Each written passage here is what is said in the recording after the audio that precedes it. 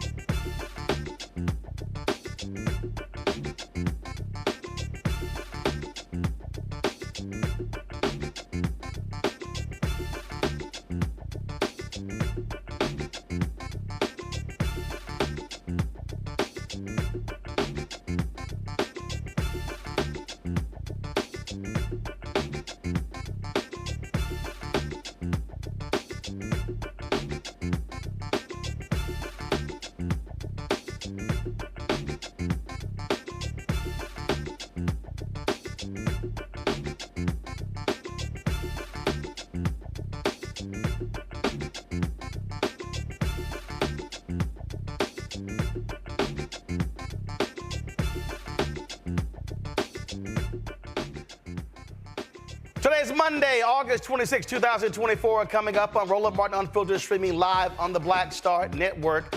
Could Florida be in play? Two of my guests say absolutely. We'll talk about that. Also, Donald Trump whining and complaining about debating Vice President Kamala Harris. Her team fires back in a huge way. 200 former officials who work for Republican presidential candidates, they are endorsing Vice President Kamala Harris. We'll talk about that. Also, I got a whole lot to say about a bunch of folk who are running their mouths. Oh, y'all, we about to bring the funk right here on Roland Martin Unfiltered on the Black Star Network. Let's go.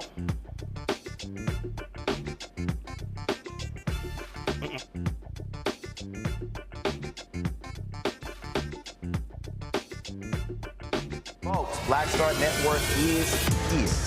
Hold no punches. I'm real revolutionary right now. Black power. Support this man, black media. He makes... Whatever the piss, he's on it. Whatever it is, he's got the scoop, the fact, the find. And when it breaks, he's right on time and it's rolling. Best believe he's knowing. Putting it down from sports to news to politics. With entertainment just for kicks, he's rolling. It's on go, roll, y'all. It's rolling Martin, rolling with rolling now. He's funk, he's fresh, he's real, the best, you know he's rolling Martin now.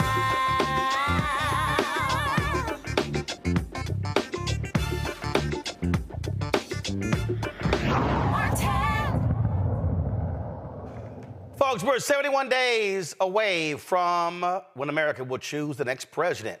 Of course, swing states such as Arizona, Georgia, Michigan, Nevada, North Carolina, Pennsylvania, and Wisconsin, those 7 are what folks are focused on, but the reality is Florida is that one of the states that could be in play. Well, Democratic chair there, Nikki Fried, says don't overlook the Sunshine State, the role they could play in this election. Now, keep in mind, over the last 3 or 4 cycles, Florida has been a red state, primarily because Democrats there have been grossly out-organized, outmaneuvered. It has been, the leadership they have had there has been utterly awful. But with Nikki Fried, who was the last Democrat elected statewide, becoming party chair, they've had successes. The other day, she talked about why Florida cannot be ignored in 2024.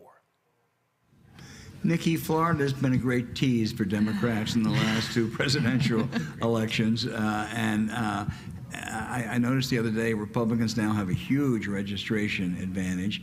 You also have some pluses. You have abortion and marijuana on the ballot, which presumably would bring out some of your voters. Do you really have a shot in Florida this year? We do. We have a huge shot. And you know, even the misrepresentation of the voter registration gap. And I think most people, not only in Florida but across the country, don't understand exactly what happened. So in 2022, under the leadership of Ron DeSantis and Republicans, they passed a new law that every single year there has to be list maintenance for the supervisors of elections. And they changed the definition of an active voter. So last year alone, 880,000 Democrats ended up on the inactive list. And that is what's making this difference. They all can still vote. And of course, there's a disproportionate amount of African American and Hispanics that are on that list. About 40% are African American and 30% are Hispanic. And those are people that may not have voted in 2022. I think that is historically known that the Democrats, the bottom fell out in November of 2022 with 1 million Democrats not showing up in the gubernatorial race. And a lot of those people end up on this inactive list. So when we are able to talk to those voters who may not have been feeling touched in the last 2 election cycles, have a reason to come out this time, they all can vote. And that's how we start to make up some of those gaps. And Florida has now almost 1/3 of our electorate is independent. And they have been breaking for Democrats 65 to 70%. We saw that in the mayor's race in Jacksonville last year, flipping one of our House seats this year. And so when an energized Democratic base that is organized, that is boots on the ground, we too have about 25,000 new volunteers just in the last 3 weeks. And we have a new organization that's organizing, that's putting all those boots on the ground. We hit 1 million doors as of this past weekend from the beginning of 2024. 1.3 million phone calls in the last, since getting up to our primary, which is on tomorrow, Tuesday. And so these are the opportunities. So collectively, we have an energized base. We have a state that is pissed off that Ron DeSantis has taken us into such an extreme direction in which property insurance is still the #1 issue. Property insurance under DeSantis' leadership, or lack thereof, has grown 400% since he became governor. It's the highest in the country. 6-week abortion ban, book banning, decimation of our complete education system, both from K through 12, higher ed, abortion's on the ballot, cannabis is on the ballot, and a fractured Republican Party. Ron DeSantis doesn't want Donald Trump or Rick Scott to win. it hurts his brand. He'd rather see them lose, and so he can go out in 2028 and say, see, I should have been your nominee in 24. So there's interesting dynamics that are happening in our state. On top of that, we are the second largest student population outside of California, between our state universities, our HBCUs, our colleges, and when they are energized, and we have been doing dorm storms all week and seeing just huge numbers of voter registration to that generation, all of these things are converging at the same moment of a perfect storm that don't sleep on Florida. Joining us right now is Christopher Bouzy, the CEO of Spoutible, and historian Dr. Marvin Dunn. Glad to have both of them here. I'm going to start with you, Christopher. You've been on social media the last several weeks saying over and over and over again, Florida is in play. You've had the Florida Republican State Party chair sitting here just telling you you're nuts. Other people say you're crazy. What are you seeing? How are you making that determination? Hey, Roland, how you doing? Actually, it's been months now that I've been saying this. Before Harris came in, and the reason why I'm saying this is quite a few things, but mainly what Nikki Fried said. There's a lot that's happening in Florida, and I agree with her. I would call it the perfect storm. But also on top of that, you have folks who are just fed up with Trump. To the point, that video was just a little bit old. It's now at 33,000 volunteers, and 3% or so of those people who volunteered identified as Republicans.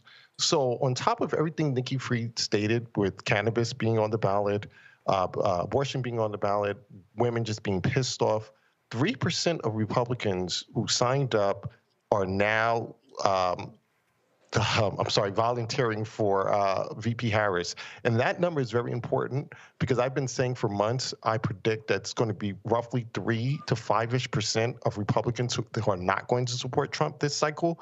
If Trump loses 3% of his support in Florida, combined with everything Nikki Fried stated in that video, Democrats will win Florida. One of the things, Dr. Marvin Dunn, the Democrats have done, you finally now have a real party. You have folks who have been focused on mobilizing, organizing. I mean, you had party leaders before who couldn't raise money, who had no message. They were all over the place. And over the last year, the work that Fried has done, along with Nikki Barnes and others, I mean, so you now have a workable party. What are you seeing? Because you also tweeted something. It said that 70% of eligible black voters in Florida voted for Biden in 2020. That's correct. 71% of the black vote turned out for Barack Obama. And if that number is even approached, Harris will win Florida. I'm sorry. You said 71% of the black vote in Florida turned out for Obama in 2008. Because okay, got it. Okay, go ahead. That's correct. And when a black person is head of the ticket, black people go to the polls. And when black folks perceive a racial enemy, as Trump is, all the more motivation for blacks to vote. I'm convinced that the black population of Florida will turn out in such numbers that they will elect the next president of the United States, even if Kamala Harris does not step in Florida at all. On that particular point there, Chris, and I have long been saying on this show, on radio and others, that when black people vote our numbers, when we're focused on capacity, we change the game. And I keep saying the threshold is 70% or higher. We saw even in the race with Andrew Gillum versus Ron DeSantis for governor, where in those blue counties they're not voting at 65, 70%. It was in the 54, 57% range. And so what you're looking at is with these volunteers signing up and with what we saw last week, defeating Ron DeSantis candidates for the school board, that you have a perfect storm that's developing where Democrats can be extremely competitive and actually win. Yes, absolutely. And I also agree, I'm sorry, with your previous guest. When you one who is black at the top of the ticket, whether it was Obama, whether it was Gillum, black folks, they come out. And if you can get that number up there, that percentage up to the 70-ish, just a little bit above that, you're in a good position. But on top of that, let's not forget enthusiasm, momentum, all of that plays a part in this. And right now, VP Harris has it. We just saw with the convention, folks are, fired up, and I've been calling it a super spreader event. And I'm not talking about COVID-19. I'm talking about the joy, the enthusiasm, all that stuff. They're bringing this stuff back to, their districts, and I do think people are fired up, and that's what she needs. So, not only do I think Florida is in play, I actually do think she's going to win Florida, because there's a difference between it being in play and actually, I believe she's going to win, and I do believe she's going to flip Florida, and I also think that that Senate seat is also going to flip as well. Marvin, there's somebody just posted this graphic on social media, and it shows announced field offices, the difference between Harris and Trump. In Wisconsin, Harris 48, Trump 40, Michigan 30-12, Georgia 24-12. But so at the bottom there, you see Florida at 12-2. It said total field staff for Harris 1,500, volunteers 400,000, compared to field staff of 300 and volunteers 14,000 for Donald Trump. So Florida's a big state. 12 field offices isn't a lot. So what do you want to see happen? There are others who say, listen, they should not throw any money in Florida. They should keep their focus on the other 7 states. Yeah, but Roland, they're spending money in Florida now. Okay. Trump is now buying ad time, TV ad time in Florida. Okay. Why is that? We just found that out today. They're spending money in Florida. Why? They're worried about this state. They should be. Florida's not as red as people think. Also, Christopher, Politico dropped a story talking about Vice President Kamala Harris really focusing on Latino vote. And this story was quite interesting. This was even before Biden announced he wasn't going to run. There was a meeting in February at the Vice President's mansion, and she wanted to know. She was concerned about the Latino vote and also the state of Spanish language media in the race as well. So this shows you, and this was a huge mistake that Democrats made in 2020, not really focusing on Spanish language media. Same thing in 2016.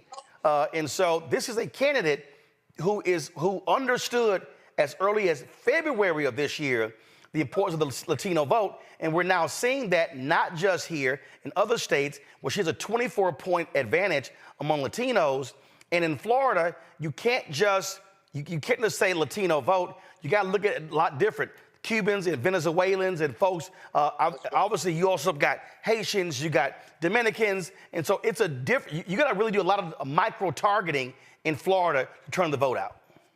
Yeah, no, that's absolutely, yeah. Hold on, Marvin, hold on a second. Christopher, then Marvin, go ahead. Yes, no, you're absolutely correct. You have to micro-target because it's the Latino vote is not a monolith, right? And we know that. So she is correct to be concerned about that. And this is where Democrats have failed in the past. You've talked about Nikki Fried, Nikki Barnes, and the rest of those folks. They are doing what they're supposed to be doing there. But I also just want to kind of just go back a bit in terms of the money that's being raised and things like that. Look. Folks are saying to ignore Florida. That is at their peril, and I will explain why really quickly, Roland. If Democrats don't win Montana, they need Florida to keep the Senate. They must win Florida. Also, when it comes to the House, we saw what happened in 2022 when the bottom fell out in Florida, and Democrats would have been able to hold the House if not for Florida and New York. So this whole idea that, let's just ignore Florida and let's focus on other places, it's absurd because Democrats have to win that Senate seat to run up the score just in case Democrats do not win in Montana. So Democrats can't ignore Florida. Marvin, go ahead. I just want to say that Democrats aren't just fired up, they're angry. It's a different element in this election. Black people are really angry, particularly in Florida at DeSantis. So I think there's a lot of underestimation of the power of the black vote once people are angry as they are at what could be accomplished in the state. The black vote in Florida may be the fact or the factor that ends up electing the next president of the United States. All right, then, Dr. Marvin Dunn and Christopher Bouzy, I certainly appreciate both of y'all being on today's show. Thanks a lot. Thank you. You're welcome. Thank you for having me. Thanks a lot. Going to go to a break. We come back, chat with my panel about this and some other stuff.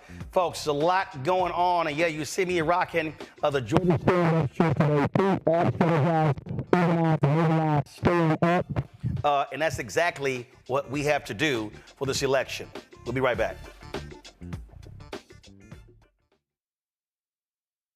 On Get Wealthy with me, Deborah Owens, America's Wealth Coach. Women of color are starting 90% of the businesses in this country. That's the good news. The bad news, as a rule, we're not making nearly as much as everyone else. But joining us on the next Get Wealthy episode is Betty Hines.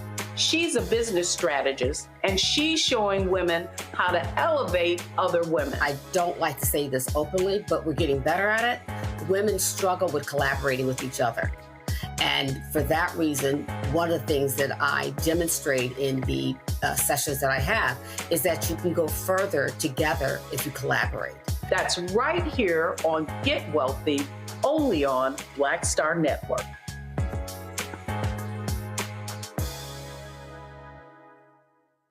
Hey, what's up? It's Sammy Roman. Hey, it's John Murray, the executive producer of the new Sherry Shepherd Talk Show. It's me, Sherry Shepherd, and you know what you're watching, Roland Martin Unfiltered.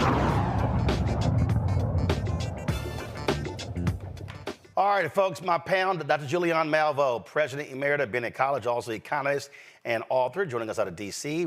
Derek Jackson, Georgia State Representative out of Atlanta. Joy Cheney, founder of Joy Strategies out of D.C. The thing here, Joe, I'll start with you.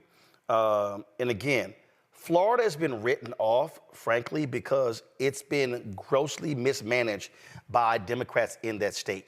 You finally have a competent leader in Nikki Fried, and you're seeing the results of real leadership. And as this shirt says, they are organizing, they're mobilizing, they're strategizing, and that's why Florida looks a lot different in 2024. No, it does. And, I think the other reason is we've lost. And sometimes when you've lost a couple of times, you start to get down on the state. And we've lost in times where we thought we were going to do a lot better. So there are real concerns about Florida. I know that some were still concerned about the turnout from last Tuesday. So the Florida Democratic Party definitely has something to prove. But I think what is clear when you look at where they're putting their money, the campaign, the Harris-Walz campaign is putting their money, is they're saying, look, we're going to have more than what we need. And we're going to make a play for Florida. DeSantis is much weaker than we thought he was going to be. If folks remember, we thought we could have had a DeSantis ticket in the Republican Party. That did not happen. He is now sulking and licking his wounds in Florida, and he's at odds with Donald Trump. But we cannot overlook that there are a lot of nice Republicans in Florida who won't tell people that they're supporting Donald Trump because they know that that's not a nice thing to do. But they are actually going to vote for him. So we have to do, in order for us to win Florida, we would have to go well beyond what any poll says. So whatever you see, we need to be 6 points beyond that at least. So that I'm not saying it's not possible. We got to try. In fact, for the future, we have to try. But it's going to be a tough uphill battle. Well, here's the deal here, Derek. At the end of the day, go to my iPad. If you look at the map, here's the reality. Florida has 30 electoral college votes. You see that here at the bottom. If you look at North Carolina, 16, Virginia, 13, Pennsylvania, 19. When you look at Wisconsin, 10, Michigan, 15. When you look at Colorado, you look at over here, Arizona, 11, Nevada, 6. Bottom line is this.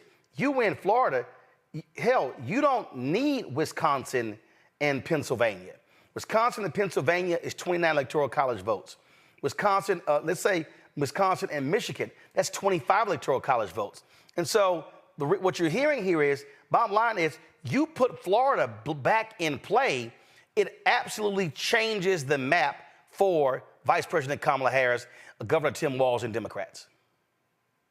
You know, Roland, while we were all last week in Chicago during the DNC, before we left, the Harris and Walz team, they were, I'm giving a little insight here.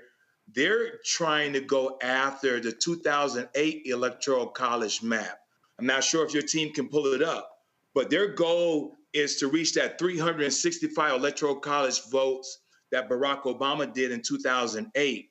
And so when you look at that map, Roland, it includes Florida. It includes Ohio.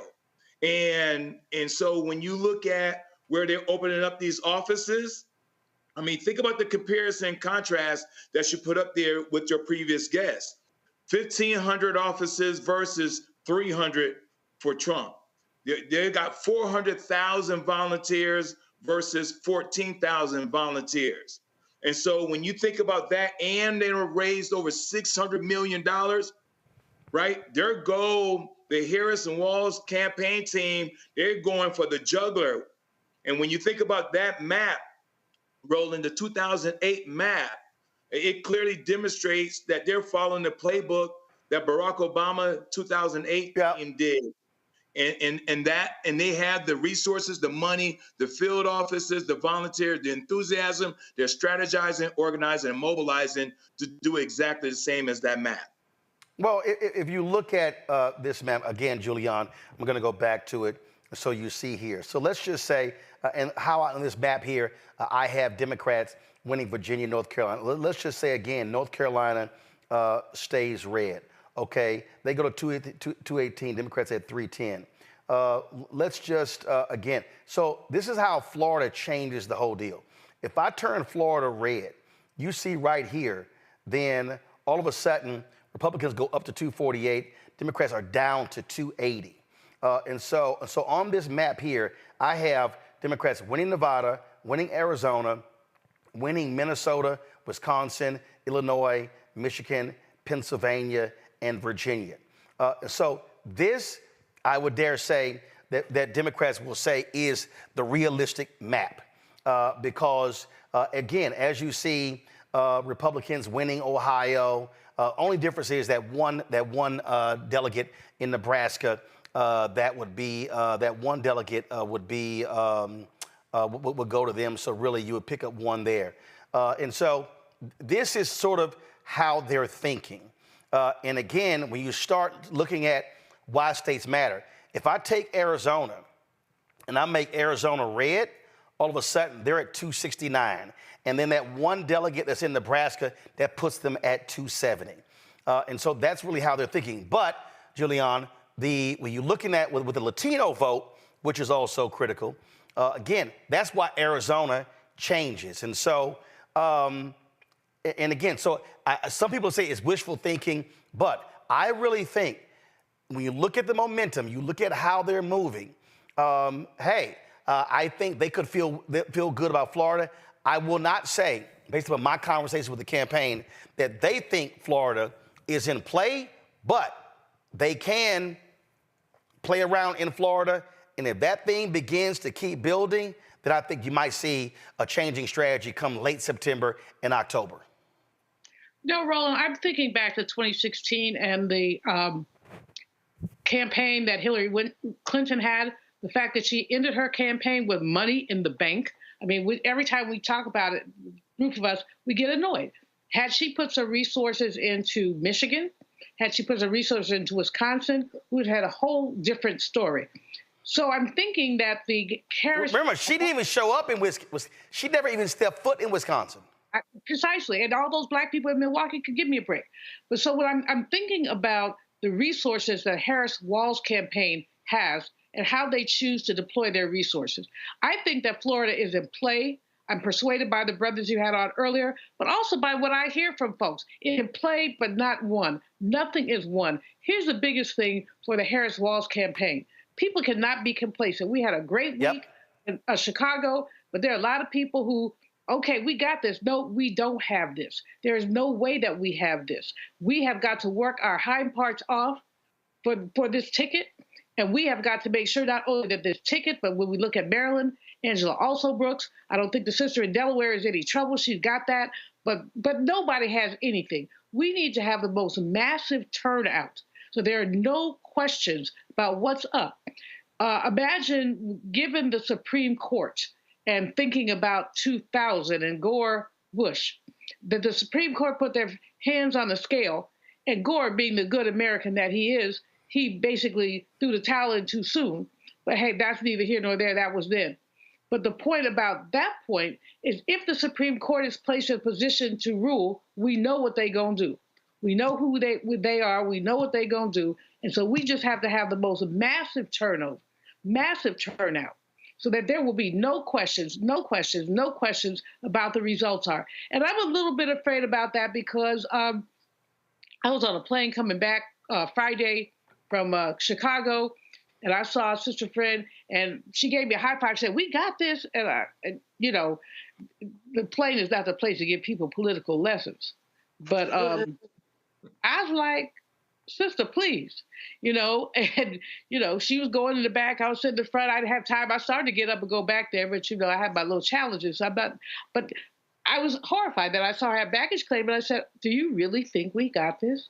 "Oh yeah. Didn't you see this?" I said, "That was entertainment. Roll your sleeves up."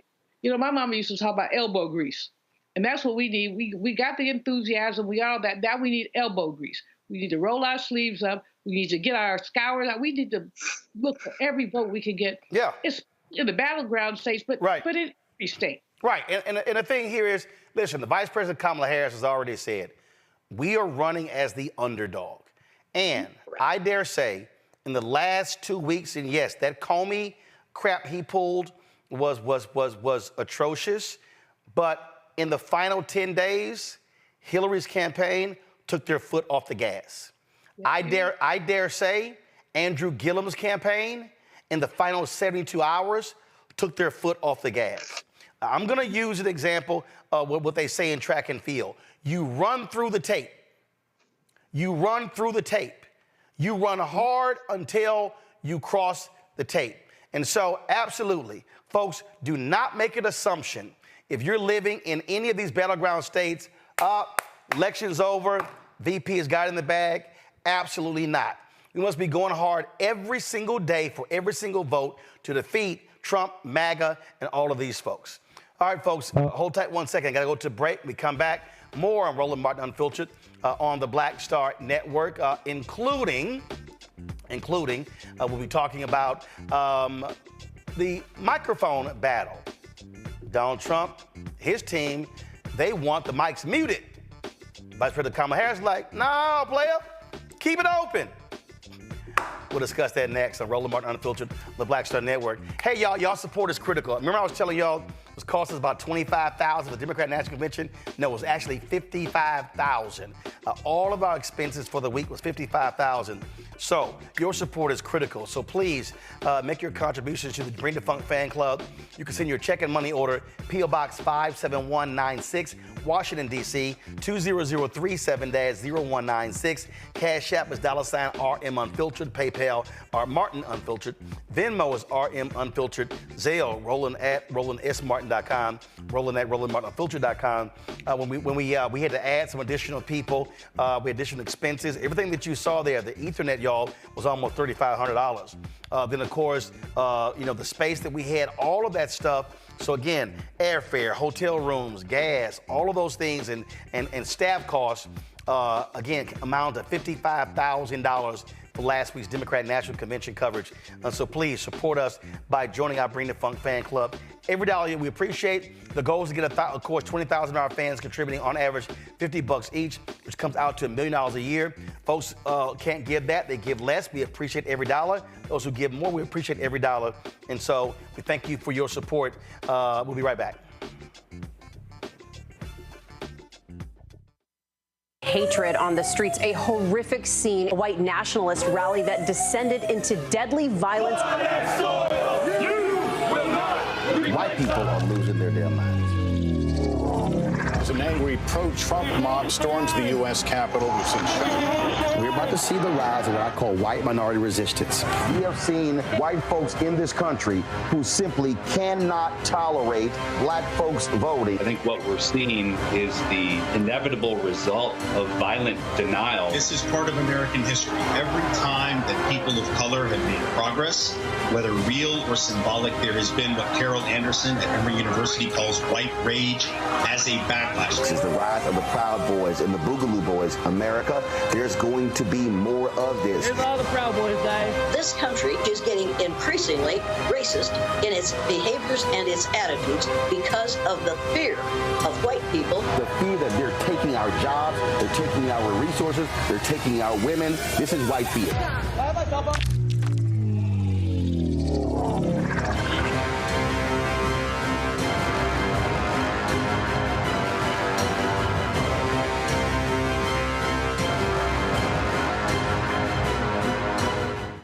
Hey, what's up, y'all? I'm Devon Frank. I'm Dr. Robin B., pharmacist and fitness coach, and you're watching Roland Martin Unfiltered.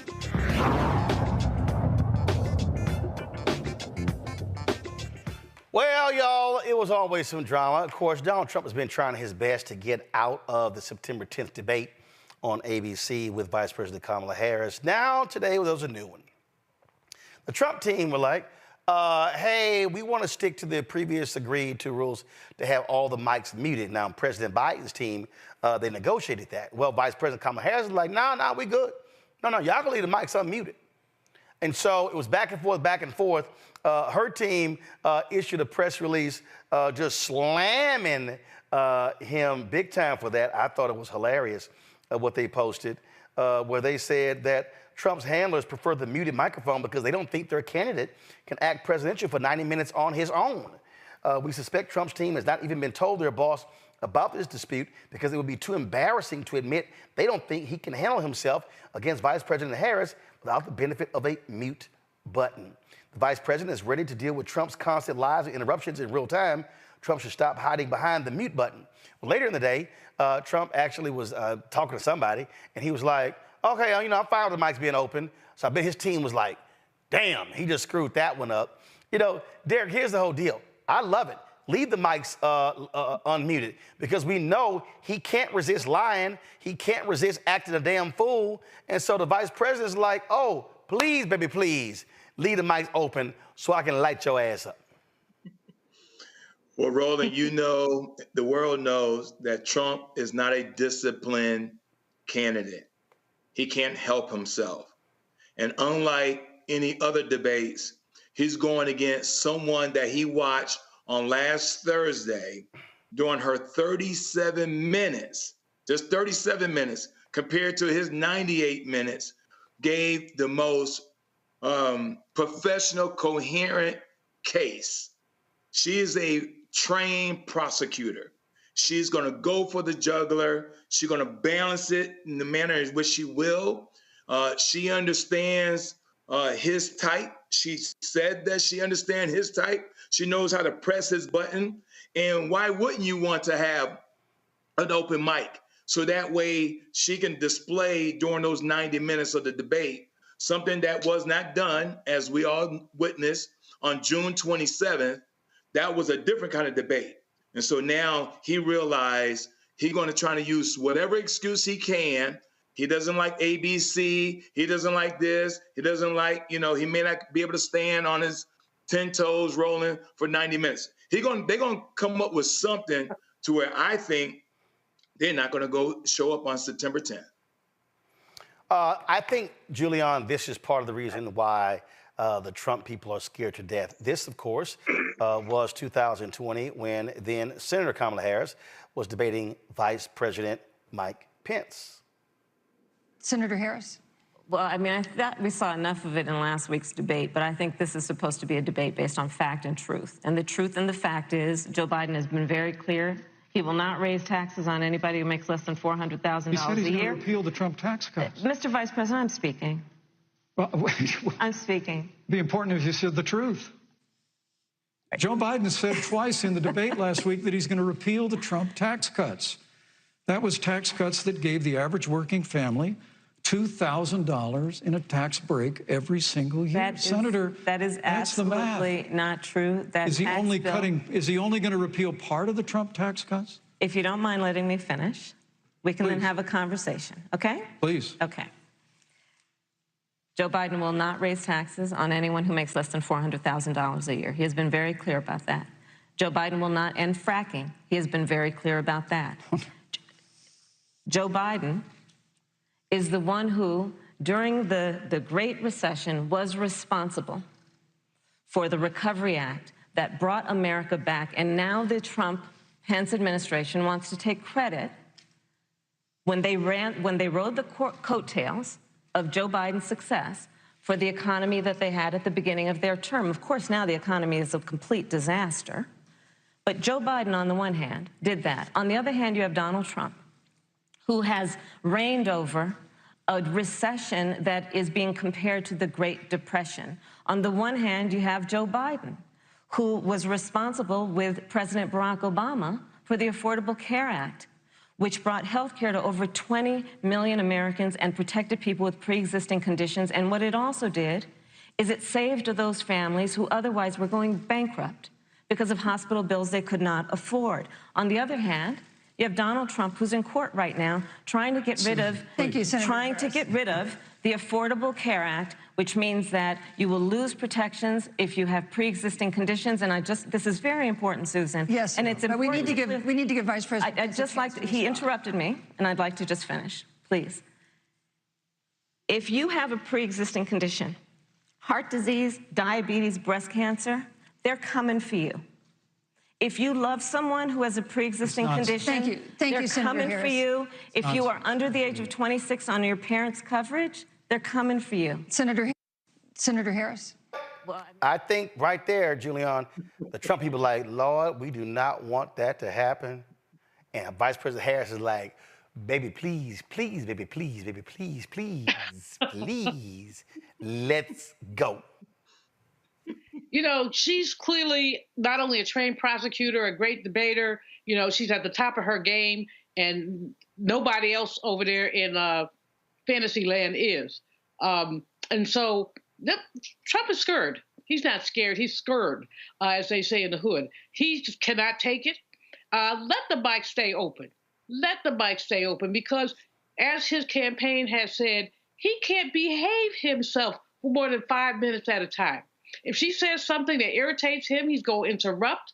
But even if the mics are off, you know, he has all those hand gestures and stuff like that. I mean, unless they like stuff him with Prozac or something, he's going to act up. And so, you know, and we know that he cannot act right. You can pay him to act right. You can say, Mr. Trump, if you behave for 30 minutes, you could be the president. Oh, well. So, you know, as you said, that was a masterful. When she has the mic, she takes the mic. She takes control of the mic. Let me finish. I was talking. Just very, very clear. In addition, she brings the facts. Not all this drama, just facts. 1, 2, 3, 4. If you cut healthcare, this is who gets it. People had breast cancer. People had diabetes. She's laying it out there in ways that people can understand it. And so, no, they don't want that. They would prefer to have a clown show, or to have what they had when Mr. Trump ran over President Biden, interrupted him, talking over him. And Brother Biden didn't have the the wherewithal. He was ill. There were some other issues, but he didn't have the whatever to just slap back. But I'll tell you what, Vice President Kamala Harris has the whatever to slap back. And so, no, they don't want this. They don't want this at all. Well, again, I think, listen, Joy, his folks know he's going to be sighing and making all sort of noises and stuff, and he's going to look like a complete fool. But he's already undercut them by saying, oh, I'm fine with the mics being on. So, all right, let's get it on. Let's get it on. Let me tell you what, the other thing this campaign has been doing, the Harris-Walz campaign, they have been trolling him effectively. They do what our foreign adversaries do. They know how to get under his skin, play to his insecurities, of which there are many. They know what to do. They have been doing it all along. And one of the things they've also been saying is, don't cut the mic on him. Listen to him. He is his own worst enemy, as everyone has already said. When you look at his nomination speech, they were having a great convention, an enviable convention. And then he spoke for 98 whatever minutes and talked about Hannibal Lecter. I mean, the first couple of minutes he was on script, and then he went off and did himself. He literally cannot help himself. When he went to the Black journalist, he literally cannot help himself, and they know how to respond to it. So they have learned all the lessons that other people have made mistakes on. Hillary, whatever he does, if he tries to follow her, trust me, they are prepared for it. She knows what to do with the errant criminal, on the other side of the aisle. She is a prosecutor. They're ready for him, and they know it. And he's scared. I love a lot of the ads that have been dropping that they are ready to hit these fools with. So y'all go ahead and roll the first one. All right, I sent y'all didn't pull the videos. All right, so I know Lincoln Project had one, and a couple other people had some videos. Did we pull those? All right. So let's do this here. I'm going to take a break. I'm going to come back. I'm going to play those for you. Then we're going to talk about this conservative group literally trying to use the Dred Scott decision to keep the VP off the ballot. Do these racist white folks know about the Dred Scott decision? Okay, we'll be back in a moment. Next on A Balanced Life, we're talking everything from prayer to exercise to positive affirmations and everything that's needed to keep you strong and along your way. That's on a next A Balanced Life with me, Dr. Jackie, on Black Star Network. Next on The Black Table with me, Greg Carr. We featured the brand new work of Professor Angie Porter, which, simply put, is a revolutionary reframing of the African experience in this country. It's the one legal article everyone, and I mean everyone, should read. Professor Porter and Dr. Valencia Watkins, our legal roundtable team, join us to explore the paper that I guarantee is going to prompt a major aha moment in our culture. You crystallize it by saying, who are we to other people? Who are African people to others? Governance is our thing. Who are we to each other? The structures we create for ourselves, how we order the universe as African people. That's next on The Black Table, here on the Black Star Network.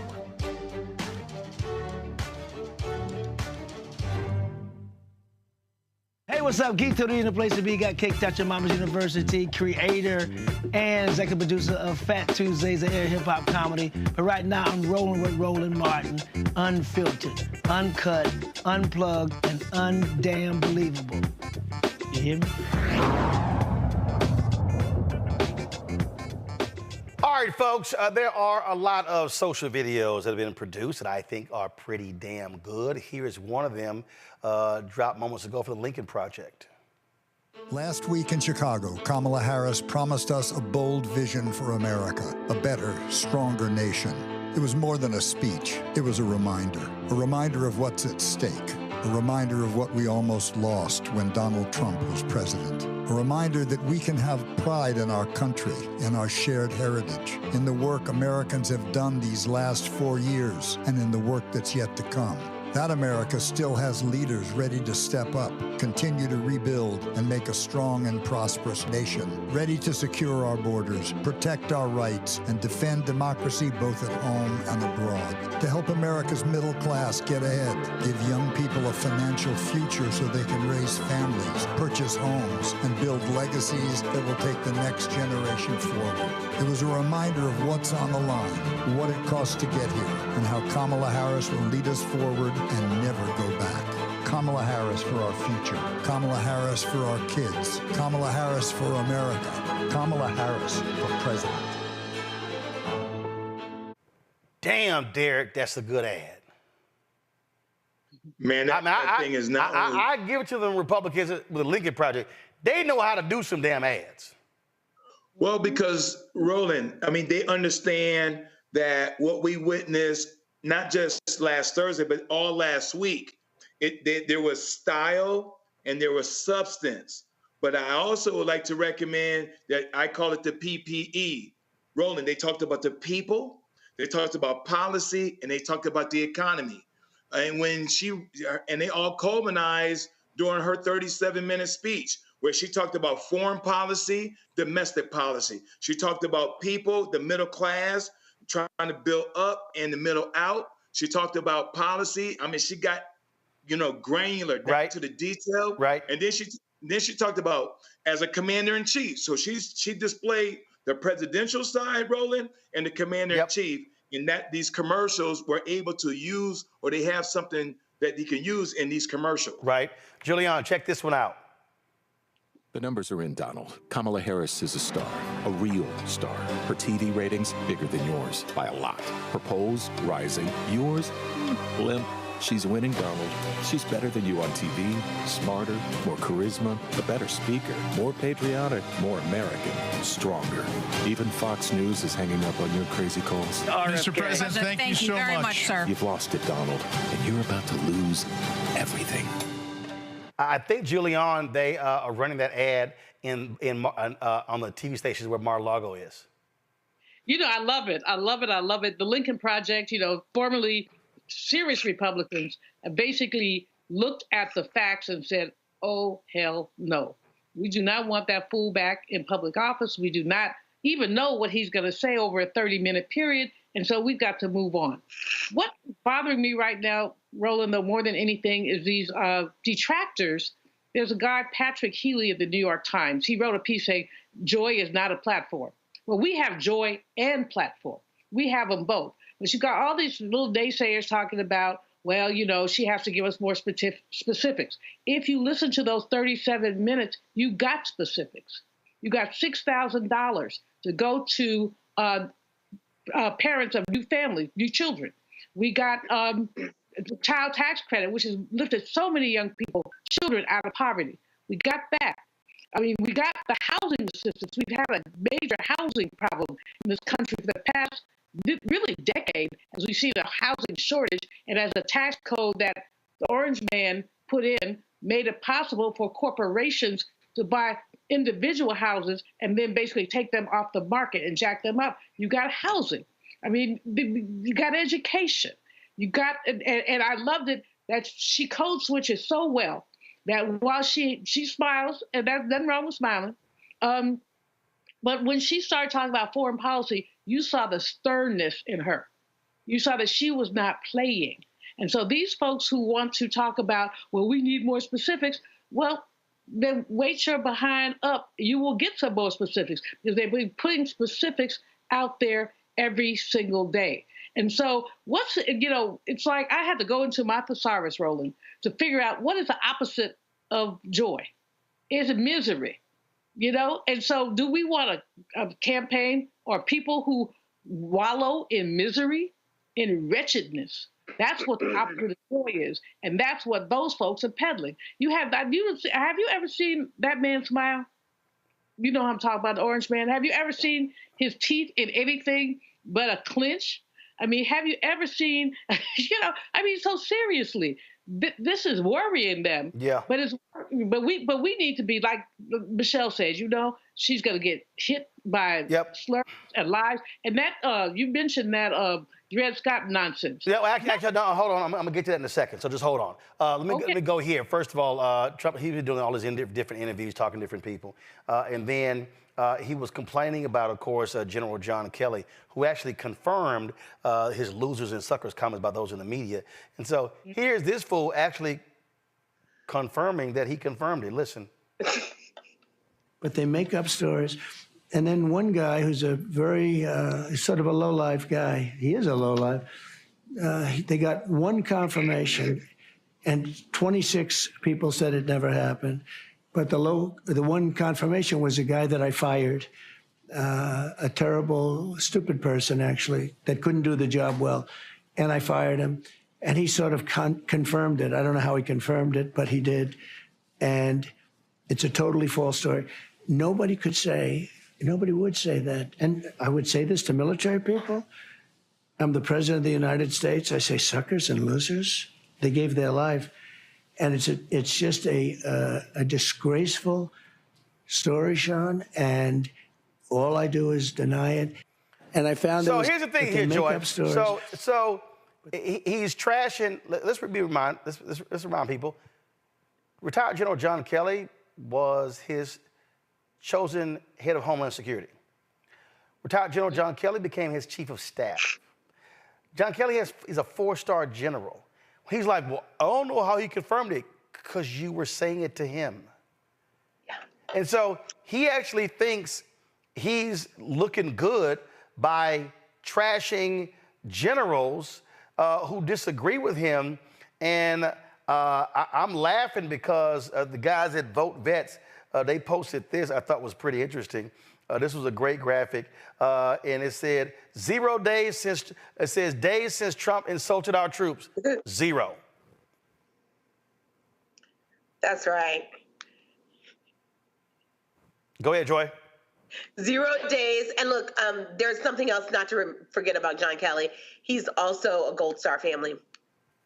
He lost his child. So, who was serving. So I just think that it's distasteful for him to continue to disparage this war hero, even though I didn't agree with him on all of his policy, found him to be very disrespectful on a number of issues.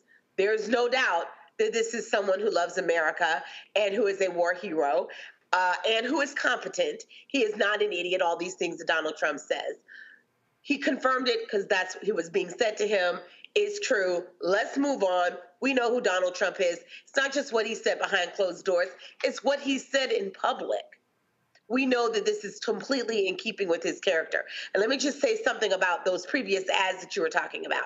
Again, they are getting under his skin. This is CIA level ops, right? You know, Donald Trump is so predictable.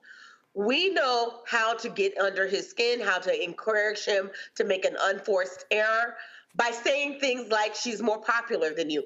It's true. Right. He knows it's true, and saying it's true and putting it out there is it's an audience of one. And I think that's what the Lincoln Project is so good at. They are appealing to Republicans, but they're also appealing to Donald Trump. Yep. And they are causing him to atrophy, to stay off the campaign trail, to be at home talking to people at Mar-a-Lago about whether his campaign is going well or not instead of his voters. Well, he is making a huge mistake. Yeah, it's because he's being trolled. We'll check this out. The Harris-Walz campaign dropped this. More than 200 Bush, McCain, and Romney alumni endorsed Vice President Harris for president. They lay out in here all the different individuals. And also, remember, prominent conservative former federal appellate judge Michael Ludick also said he plans to vote for a Democrat for the first time ever. Now, ABC, in their story on this, quoted this retired general. You see, let me go iPad, General Larry Ellis. You see the brother right here, who served in the rank under President George W. Bush, is endorsing Vice President Kamala Harris. He's of course, was the commander of the U.S. Army Forces Command. This is the first time he's ever endorsed a candidate. This is what he said, Derek. Donald Trump has demonstrated that he is wholly and dangerously unfit for commander-in-chief. He praises and emboldens our enemies that seek to weaken our country. He has denigrated our brave men and women in uniform. He said that if any service member were to ever act just a bit like Trump, quote, then he or she will be immediately removed from the leadership position, admonished, and separated from military service. You know, Roland, as a 22-year retired military officer myself, a lot of my former colleagues, those in the military, a lot of them voted for Trump in 2016. But the straw that broke the camel back, Roland, this time was January 6th. There is a silent code amongst us who served in the military, men and women who've donned that uniform. And Donald Trump broke that code when he got on his platform on January 6th in 2021. That was a bridge too far for a lot of military, not just Gold Star family, but military veterans and their families. And so that's the reason why you see top brass that has never done, as you just articulated, Roland, they never endorse. We typically don't endorse folks, but they're coming out and their driving motivator was because of what took place on January 6, 2021. Absolutely. And so what you were seeing, folks, you were seeing, again, how this campaign is shaping up. I was telling you about this insane conservative group. They're claiming that Vice President Kamala Harris is not constitutionally eligible to run for president. The 90-year-old National Federation of Republican Assemblies, they literally are citing the 1857 Dred Scott Supreme Court decision, considered the worst Supreme Court decision ever. They're using that to say that Harris cannot run for president. In Dred Scott versus Sanford, it was declared that slaves weren't U.S. citizens and not protected by the federal government. According to the platform and policy document from the NFRA, the Constitution's description of presidential requirements disqualifies Harris entirely based on citizen requirements, which states that only natural-born citizens can hold the position. The document argues that Harris's parents were not American citizens at the time of their birth. The Dred Scott ruling was overturned by the 13th and 14th Amendments to the Constitution, which abolished slavery and declared all persons born in the United States to be citizens. They want the Supreme Court to review this. This shows you how you have nutcase deranged Republicans, Julian. Nutcase deranged, but also fundamentally racist, ignorant, and try to go back.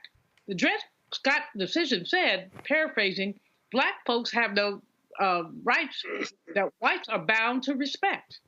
That was 1857. After some back and forth, no rights that whites are bound to respect. And these folks want to go back to that time, and you can tell that.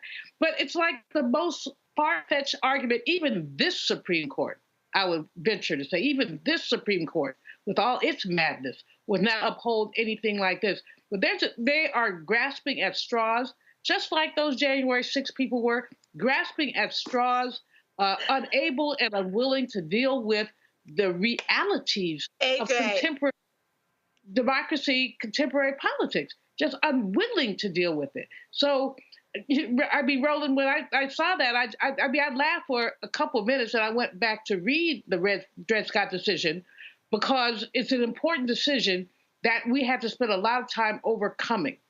Blacks have no rights that whites are bound to respect. That's sobering. I have no idea what these Republicans think they're doing, but that ain't gonna play well with Black folks, Joy. No, it's not. But here's the thing: it's worked before, and it didn't work because he, ultimately he wasn't able to beat Barack Obama in any of his efforts, but he was able to mobilize them to hate us and to have a false sense. There are many people who still don't believe that Barack Obama is someone who was able to be president of the United States. And so they go back to the same playbook over and over and over again.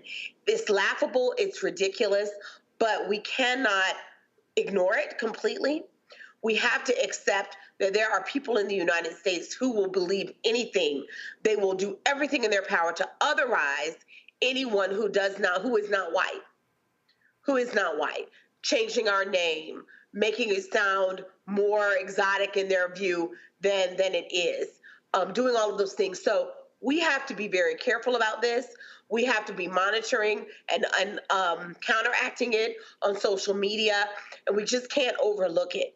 This is a playbook that has worked for them in the past, and Republicans, we need them to counteract it as well. Yep. Kamala Harris is well qualified to be president. Well, here's this, Derek. You've got these racist Republicans, Milo, Giannupa, whatever his name. I mean, he's been a violent racist. And, of course, Gavin McInnes, founder of the Proud Boys, another racist. They're going to be holding the roast of Kamala Harris at the University of South Carolina. We're going to talk about that in the next. I want to deal with that. But it shows you how these white racists, how they're operating, and some black folks who are University of South Carolina graduates want this to be shut down. Also, after the break, we're going to talk about Robert Kennedy Jr. He has endorsed Trump, but did he forget all the stuff he was saying about Trump just a couple of months ago? We didn't. It's receipt time.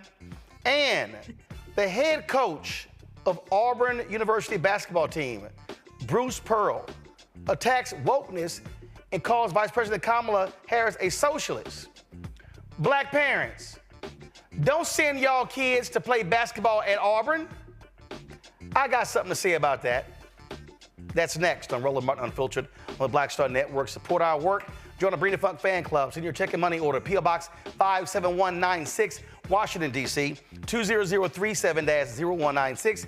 Cash App, $RM Unfiltered. PayPal, R Martin Unfiltered. Venmo is RM Unfiltered.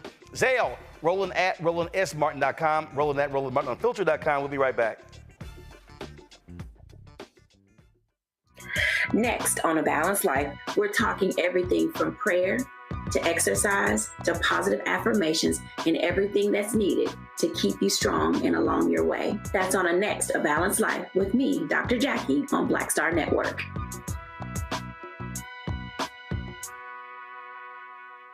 Next on Get Wealthy with me, Deborah Owens, America's Wealth Coach.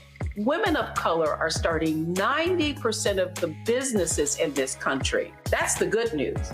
The bad news, as a rule, we're not making nearly as much as everyone else. But joining us on the next Get Wealthy episode is Betty Hines. She's a business strategist, and she's showing women how to elevate other women. I don't like to say this openly, but we're getting better at it. Women struggle with collaborating with each other. And for that reason, one of the things that I demonstrate in the sessions that I have is that you can go further together if you collaborate.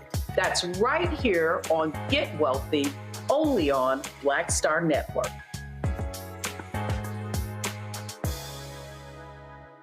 Hello, we're the Critter Fixers. I'm Dr. Bernard Hodges. And I'm Dr. Terrence Ferguson. And you're tuned in to Roland Martin Unfiltered.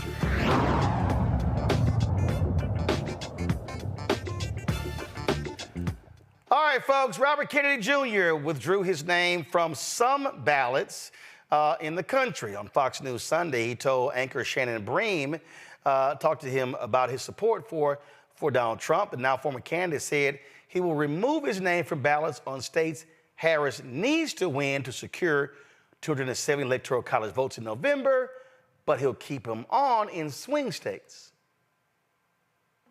Negotiated over or talked about a cabinet position, another position within a Trump government in exchange for your endorsement? No, there's been no commitments. But I met with President Trump, with his family, with his closer advisors, and we just made a general commitment that we were going to work together. What about the states where you're trying to get off of a number of swing state ballots to say, I'm going to stay on a number of state ballots, but in these swing states, I'm going to try to withdraw myself and ask my supporters, or at least you're telling them, think about supporting President Trump. Did you negotiate over which states you would try to withdraw from? Yeah, I mean, we all knew which states they were. There basically is 10 swing states where my presence in the race would have helped Vice President Harris and would have harmed President Trump. So I'm going to get off the ballot in those states, and then we're going to stay on the ballot in 30 states. And, I'm encouraging people to vote for me in those states. Those are states where the votes, they're either all red or all blue states, where their votes are not going to change the outcome of the race. But in the states where I would have been a spoiler, I'm going to get out. So it's about 10 states. He needs to gargle some salt water. Okay, now, he appeared at a rally in Arizona with Trump on Friday. Oh, how Trump is great, Trump is wonderful. Really? Did you say this about Trump? Unfortunately, Donald Trump was wrong. He knew not to shut down our businesses. He knew about lockdowns. He knew about ivermectin, hydroxychloroquine, and his own bureaucrats told him to shut up, and he unfortunately did what he was told. And that's, why he doesn't deserve another chance. And you may defend him on that, but... I don't defend him on the vaccine or any of it. It became a country that I didn't recognize, and no one was willing to stop it. He doesn't deserve another chance to Glenn Beck. Well, I'm going to come back and play for something with Glenn Beck, too. RFK also said this. And his pick as vice president is a salute to the CIA and to the intelligence community and to the military-industrial complex. Their gravy train is going to continue. And this. I'm going to say one more thing. They haven't done a very good job about protecting public health, but they've done a very good job at using the quarantine to bring 5G into all of our communities and to shift us all, to begin the process of shifting us all to a digital currency, which is the beginning of slavery. Because if they control your bank account, they control your behavior. And we all see these advertisements on television saying 5G is coming to your community. It's going to be a great thing for all of you. It's going to change your lives. It's going to make all of your lives so much better. And it's very convincing, I have to say. Because I look at those ads and I think, that's great. I can hardly wait till it gets here. And then, because I'm going to be able to download a video game in 6 seconds instead of 16 seconds. And is that why they're spending $5 trillion on 5G? No. The reason is for surveillance and data harvesting. It's not for you and me. It's for Bill Gates. It's for Jeffrey Zuckerberg. And it's for Bezos and all of the other billionaires.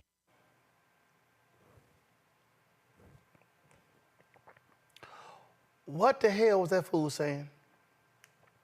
Now, Fox News now loves Robert Kennedy Jr.,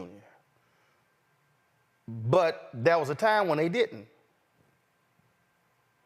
RFK Jr. supports a national federal smart grid that would control how long we can keep the lights on in our homes, how long we can keep the water on. That is communism, not capitalism. President Trump opposes that, and I think the American people do. Oh, who was that talking? Oh, that was Trump's press secretary. But now they love him. Oh, we're not done. Here's more of crazy, deranged Robert F. Kennedy Jr. And his belief was that the HIV epidemic was not being caused, or the AIDS epidemic was not being caused by HIV. It was being caused by toxics, particularly toxics that gay men were exposing themselves to in this kind of party lifestyle. And particularly amyl nitrate or poppers were probably the most clear culprit in the epidemic of Kaposi sarcoma, which was the first signal of the AIDS issue. And I don't know whether you have he believes that HIV does not cause AIDS, that it's all caused by toxics. And I don't know if you adopt that kind of orthodoxy, but I know I'd love to hear your opinions on that. But also, I know that's consistent with a lot of things that you talk about, that the real problem is offensive insults in the environment that are empowering viruses to, to do damage to us that normally would be benign. If we had a healthy ecosystem inside and outside, polio wouldn't exist, and HIV wouldn't exist, and TB, and all of these other that have these kind of environmental connections. But see, this is no shock when folks actually are speaking sanely and then they turn around to kiss Donald Trump's ass. Here's Trump's own vice president, J.D. Vance, talking about him before the Trump voodoo doll got to him. I didn't vote for Trump. I'm never a Trump guy. I never liked him. It makes you think that at a fundamental level, this is sort of a he said, she said, right? And at the end of the day, do you believe Donald Trump, who always tells the truth? Just kidding. Or do you believe that woman on that tape? I cannot stand Trump because I think he's a fraud. Well, I think he's a total fraud that is exploiting these people, who is a total fraud. Like you said, I agree with you on Trump because I don't think that he's the person. I don't think he actually cares about folks. So, as a conservative who thinks that Trump does not have the answers and isn't qualified to be president, what are you going to do this election, if you don't mind saying? My current plan is to vote either third party or, as I joke to my wife, I might write in my dog, because that's about as good as it seems. But, you know, I think there's a chance, if I feel like Trump has a really good chance of winning, that I might have to hold my nose and vote for Hillary Clinton. Ultimately, I think I'll probably vote third party. I might vote for this new guy who I really like, Evan McMullin, who I actually met the other day. But I think that I'm going to vote third party because I can't stomach Trump. I think that he's noxious and is leading the white working class to a very dark place. So do y'all see what happens when you sell your soul? Do you see what happens when you are willing to give up any morals, values, principles, and ethics? That's literally what we are looking at there, Julian, plain and simple. They have sold their soul to the devil and his imps, Donald Trump and his followers.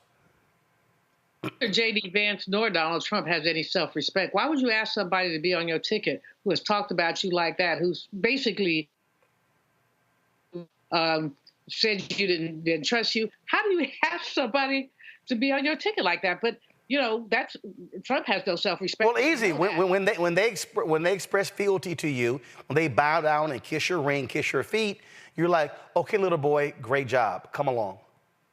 There you have it. But I mean, at the same time, Roland, what we have to look at is that this guy, J.D. Vance, is not stupid. I mean, he's not, he's venal. He wants power. He's 39 years old. He's been tapped to be the VP to a man that he says he detests.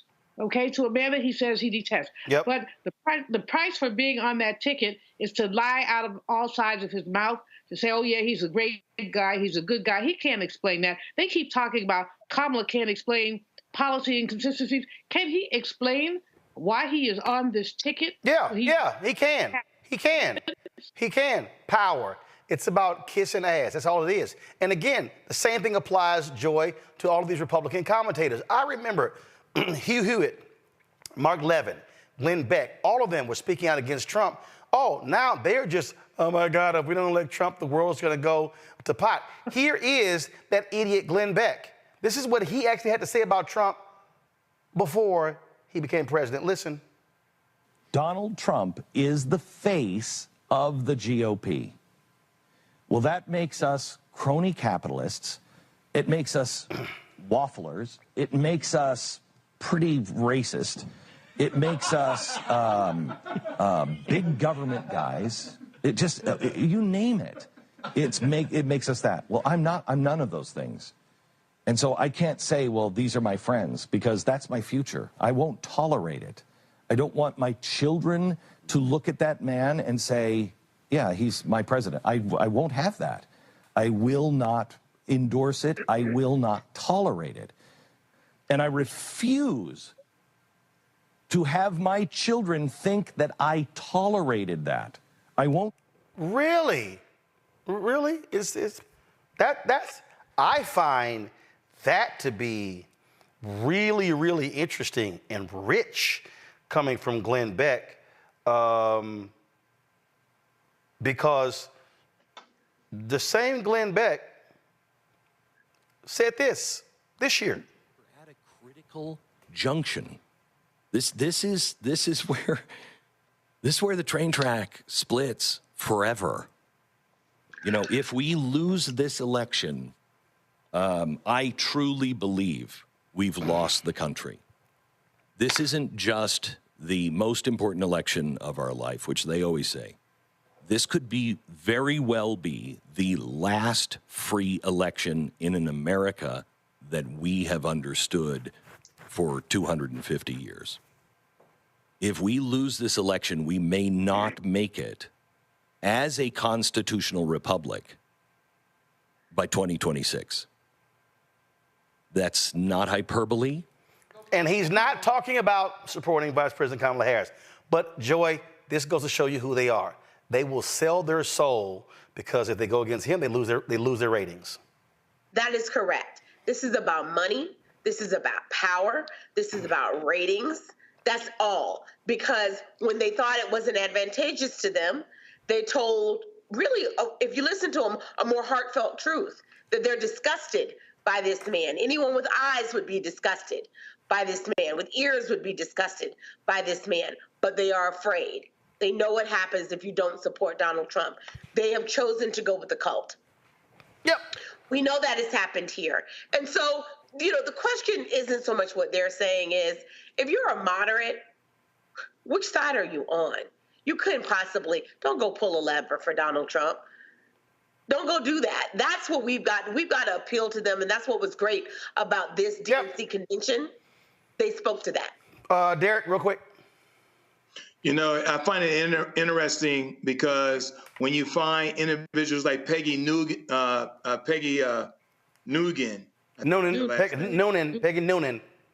Yeah, Peggy Noonan. She goes, well, the Democrats stole family values and patriotism and all that. No, what you all did not hold Donald Trump accountable. And when you got folks like her, you got folks like, as you stated, Roland, Glenn Beck. I mean, heck, our governor right here in Georgia, Brian Kemp. I mean, Donald Trump about the man's wife. And now you got Brian Kemp cozying up with Trump. Yep. And so there was a time where flip-floppers, it was a death cross, but not today because they're willing to kiss the ring and become obsequious to the degree. Before I talk about the University of South Carolina having two racists attack the vice president, this is what the Kennedy family had to say about that idiot Robert Kennedy Jr. endorsing Trump. It says that statement of Robert Kennedy Jr.'s announcement today: "We want an America filled with hope and bound together by a shared vision of a brighter future, a future defined by individual freedom, economic promise, and national pride.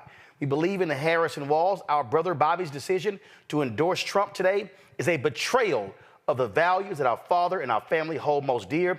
It is a sad ending to a sad story." Signed by Kathleen Kennedy Townsend, former, of course, governor of Maryland, Courtney Kennedy, Kerry Kennedy, Chris Kennedy, and Rory Kennedy. And Kerry Kennedy and others have vowed to campaign for Vice President Kamala Harris, Governor Tim Walz. I told you earlier about what the racists are doing in South Carolina. A student organization is bringing them in for this Uncensored America. They're hosting a comedy roast where two of the speakers are white supremacists. The subject of this roast is, of course, Democratic nominee Vice President Kamala Harris. It lists Gavin McInnes, the founder of the white supremacist group, the Proud Boys, as one of the speakers. It also listens this other fool, Milo, I never can pronounce his last name, but he's also a violent racist and just absolutely nuts. Courtney McLean is a 2023 graduate of University of South Carolina, also executive chair of the South Carolina NAACP Young Adult Committee. She joins us now. She created a change.org petition to stop the event from happening. Glad to have you here. What has been the response thus far of this shameful, despicable, and frankly, gross planned roast, Courtney? Yes. So, of course, plenty of students, alumni, donors, and community members are very outraged at what is going on. Students are hoping that they can take some direct action on campus, but some of them are feeling afraid to do so due to previous actions taken by the university last summer when students decided to speak out.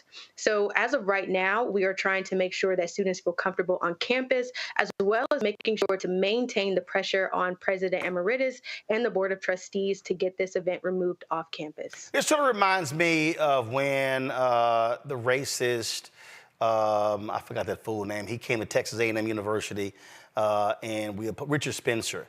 And this is what these fools do. And then what they do is they want to blow this thing up, make it huge, and they get people outraged. Then it gets canceled to say, oh, see, there's no free speech in America. This is cancel culture. That's always their aim. Yes. Yes, that's exactly what they're doing. Currently online, both the student organization and the speakers are harassing people using slurs, sexism, racism, and they even attacked one of our notable alumni, Bakari Sellers, with a homophobic slur. I have gotten some things directed to me from Milo and the student organization as well. So what they're really going to do is really troll people, get them to engage with them, really use rage bait, I would say, and really just trying to make this so much more chaotic and really hiding behind the use of free speech in order to spread hate on this campus. Well, and look, that's their goal, and they want to do this, and so, and they have no problem appealing to the racist in the Republican Party. That's what their goal is, because that's how they built their names. That's how they make their money. Yes, I think the biggest disappointing thing is seeing the university say that this type of organization and these types of speakers are allowed to have a freedom of speech on campus. And it is sad to say that our university is really indirectly endorsing this event, because not only are you allowing them to use the facilities, which is one of the nicest facilities on our campus, but you are allowing them to bring people who have a history of violence, of sexism, of homophobia, of racism, and creating a toxic environment for these students. And those of us who are wanting to speak out, wanting to demonstrate, we are really kind of pushed over to the side and told that don't really matter. All of the emails that people have been sending, now the university has an automated response. So when you send an email, you're not even speaking directly to a representative anymore. They are directly sending you an automated response. And I've gotten about 4 different of those emails from people sending me the response that they got, and they were all identical.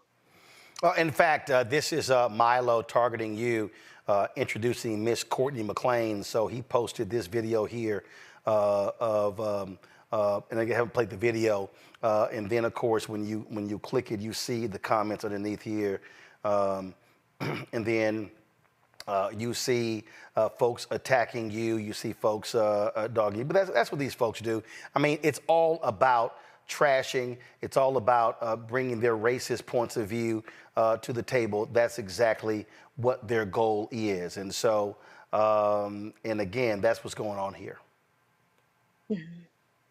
Yes, and the biggest thing with the petition, so originally we really just wanted 1,000 signatures, but thankfully we have surpassed that number, and we continue to get an outpouring of support from alumni, from donors, from media, and really wanting to amplify what we have going on at the university, because this is not a singular incident.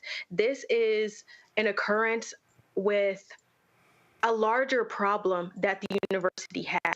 And as a student activist, I have been able to see a plethora of social movements occurring on campus, and the majority of them are all surrounded by just wanting to have a positive representation for minorities, a positive environment for us. And the university, every single time, either puts out some type of statement about diversity or say that the person coming to campus, that it is free speech and they can't do anything about it. So oftentimes our movements, like when we had the Black Student Matter movement, they came to the protests and they listened, and then nothing else changed after that. And when I was in student senate as a student senator, there was actually some senators who engaged in racist and homophobic rhetoric. And when we tried to dispel them from Senate, the university said that that was their free speech to say these degradation and all these negative things about senators and student leaders that were part of the body. So this is not anything new. And we also cannot forget that they also allowed Governor McMaster to bring Donald Trump during the largest game of the season onto into the field without consulting students, without consulting alumni, without consulting donors. And a lot of people were caught off guard by this because he is a very divisive character. So this university and the shenanigans that I would like to call them now, this is not new at all. Questions for the panel. Derek, you first. I appreciate the effort that you're doing, and I salute you. But if you can't stop this event, what's next?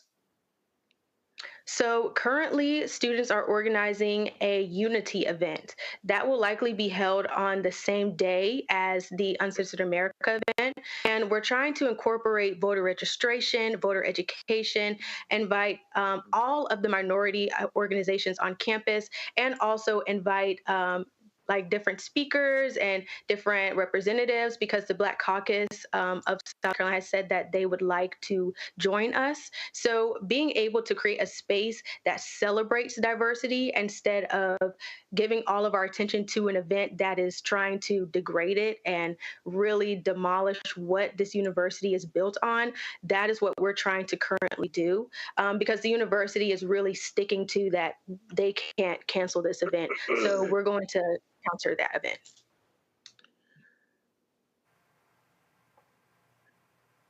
This is Joy. I'm gonna jump in here. I mean, I would love for just to put the ad back up, because I really want people to look at it.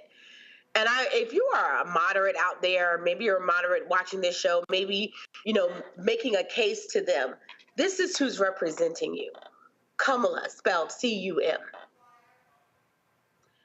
The ads that were out there chastising this young lady, the nasty things, I only caught a glimpse, but it was clear. These are sexually threatening ads, sexually threatening comments. And so freedom of speech aside, the question, is this the party you want to support? Is this the party that you want your daughters to have to endure, your sons to have to endure, as an example, a reflection of who they are? This is trash. This isn't becoming, and it's certainly not about family values. Certainly not. So, Courtney? I am so sorry this happened to you. I am so sorry that this happened to you. Courtney, your response? I want everyone else to... Hold on one second. Courtney, your response. Yes. So luckily for me, I've been doing this for a while, so I've been able to get thick skin, especially being a Black woman in South Carolina. It is not easy just existing. So when I am faced with these type of adversities from online trolls, I really take it with a grain of salt, because if you don't have any haters, then you're not doing anything right. And the fact that they are taking it upon themselves, taking time out of their day to try to degrade me and try to make it seem like I'm less than what I am, that is in itself a win for me, because they are threatened by what I have to say and by the movement that we are creating, because we will continue to push this movement, regardless of whether the university wants to continue saying that it is a free speech issue or whatever other excuse they're going to come up with. We will continue to counter this, and we will have action and hold the university accountable. Julian? Courtney, first of all, I'm very proud of you. I really appreciate the work you're doing and your resilience. Secondly, I want, the history of Black women in this country is that we have frequently been sexualized. We were, all kind of words, we're not even going to repeat them, but we have been sexualized. What's so objectionable here is a woman who is likely to be the president of the United States has been dealt with in sexual terms. But we have to remember, and I'm not disrespecting your state, but this is the state of South Carolina that flew the Confederate flag until a young sister climbed up and took the darn thing down. I mean, this is a state that the state of Strom Thurmond, and we can go on and on and on. Help us. What gives you strength? This is, the odds that you face are daunting. Your president has been tone deaf, quite frankly. I mean, the people could have the whatever they're doing, but it should not be on campus.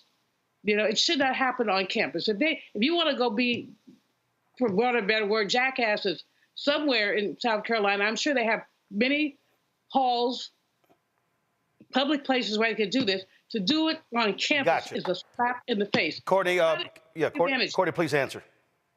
Yes, and one of the things that the university prides itself on is the Carolinian Creed. That is something that we are given our freshman year that we are to recite. And one of the main principles of that is discouraging bigotry and respecting the dignity of others. And this event is directly in contradiction to that. But of course, the university is saying that this creed is not enforceable. So therefore, they are putting out a statement to make it seem like they are supportive of diversity, to make it seem like they are going to be an environment that is healthy for minority students. But obviously it is not, because they are allowing for events like this to occur and allowing for our alumni, our students, for our Carolina community, for them to be attacked by this organization online. And I'm sure some people have also experienced experience of racism in person, because just last year, during the height of the Black Student Matter movement, students came out and said that they were being called slurs on the way to games, that they were being called slurs in their dorms, that they had interactions with students in the library, having students walk out of elevators, seeing that it was a Black person coming in. This is not something new with the university, and seeing that they are directly contradicting with the creed that they wrote, that they published, and that they are very prideful to have, it shows where this university stands on this issue, and it shows the facade and how we are finally poking holes in what they have continued to perpetrate for years and years and years now. And of course, university released their statement. They said, thank you for taking the time to share your thoughts with the Office of the President. The University of South Carolina allows recognized student groups to invite speakers of their choosing to campus. This is a long-standing tradition and is meant to foster student-led inquiry and debate. Please know that these appearances in no way represent an endorsement by the university of any individual speaker's message. We honor constitutionally protected speech. We have resources available to help students learn more about civil discussion and debate in a manner that allows everyone to exercise their First Amendment rights. Please feel free to visit the Free Speech on Campus page on our website to learn more. We thank you again for sharing this feedback to the Office of the President, University of South Carolina. Well, Courtney, good luck. When is it supposed to take place? It's supposed to take place on September 18th. And as we get everything together for the Unity event, it will likely be held, if not the same date, very, very soon. And I will definitely be posting about that as well. Cool. And I would love to have anyone who is currently watching, if you would like to help fund the event, would like to come speak at the event and just show support for students, that we would love to have you there. All right. Keep us updated. We appreciate it. Thanks a lot. Thank you. All right, folks, we come back. Of course, Black and Missing. We'll talk about that. Plus, the cop that shot that Black Air Force Airman in Florida, now been charged. We'll tell you about that as well. You're watching Roland Martin Unfiltered on the Black Star Network. Hatred on the streets, a horrific scene, a white nationalist rally that descended into deadly violence. White people are losing their damn minds. As an angry pro-Trump mob storms the U.S. Capitol, we've seen shooting. We're about to see the rise of what I call white minority resistance. We have seen white folks in this country who simply cannot tolerate black folks voting. I think what we're seeing is the inevitable result of violent denial. This is part of American history. Every time that people of color have made progress, whether real or symbolic, there has been what Carol Anderson at Emory University calls white rage as a backlash. This is the rise of the Proud Boys and the Boogaloo Boys. America, there's going to be more of this. Here's all the Proud Boys, Dave. This country is getting increasingly racist in its behaviors and its attitudes because of the fear of white people. The fear that they're taking our jobs, they're taking our resources, they're taking our women. This is white fear.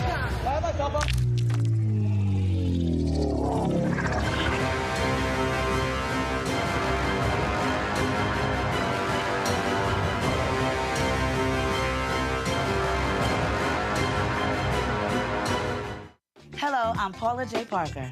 Trudy Proud on the Proud Family. I am Tommy Davidson. I play Oscar on Proud Family, Louder and Proud. Hi, I'm Jo Marie Payton, voice of Sugar Mama on Disney's Louder and Prouder, Disney Plus. And I'm with Roland Martin on Unfiltered.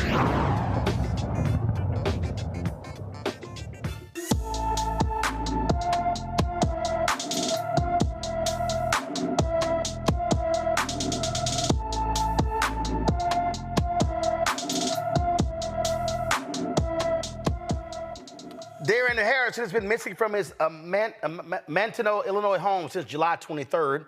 The 15-year-old is 5 feet 8 inches tall, weighs 244 pounds, with black hair and brown eyes. Anyone with information about Darian Harrison should call the Kankakee County, Illinois Sheriff's Office at 815-933-3311, 815-933-3341. The former Florida deputy who killed a black U.S. Air Force senior airman is facing charges related to the incident. Eddie Duran is charged with 1 count of manslaughter with a firearm for the May 3rd shooting of Roger Fordson, who was killed in his own home. The 23-year-old serviceman was in his home in Fort Walton Beach, Florida, when Duran responded to the apartment for a call reporting a domestic disturbance. However, Fordson was alone in the apartment.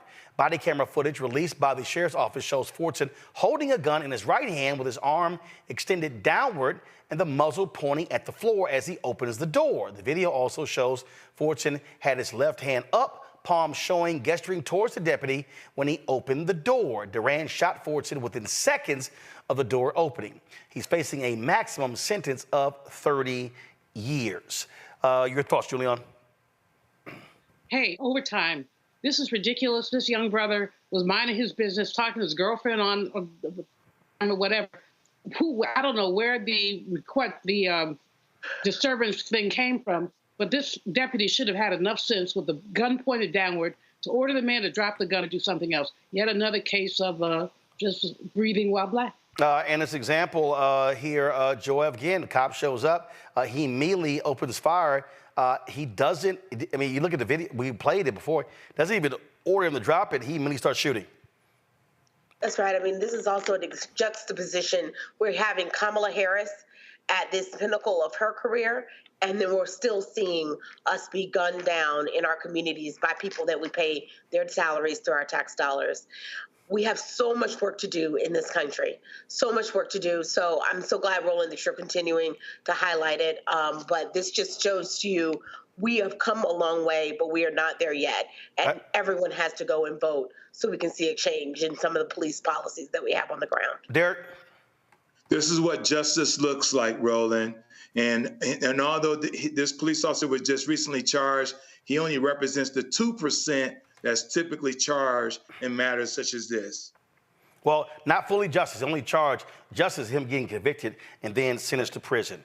All right, folks, a second former Tennessee police officer pleads guilty for his role in the 2023 beating death of black motorist Tyree Nichols in Memphis. Emmett Martin is facing up to 40 years after pleading guilty to federal civil rights violations of Nichols. Martin entered his change of plea before U.S. District Judge Mark Norris in Memphis under an agreement with prosecutors. He pleaded guilty to excessive force and witness tampering charges. His sentencing is set for December 5th. 3 former officers still face trial in federal court next month, and 2 former colleagues could testify against them.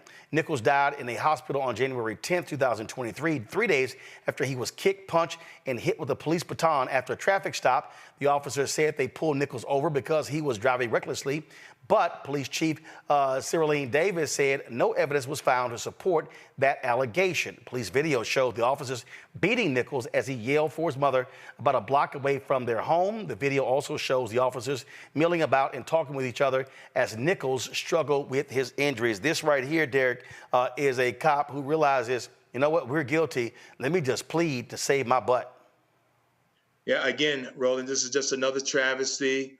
And it has nothing to do with that these police officers are black. This simply is another illustration when law enforcement abuse their oath and go too far with their abusive tactics when it comes down to killing an innocent citizen.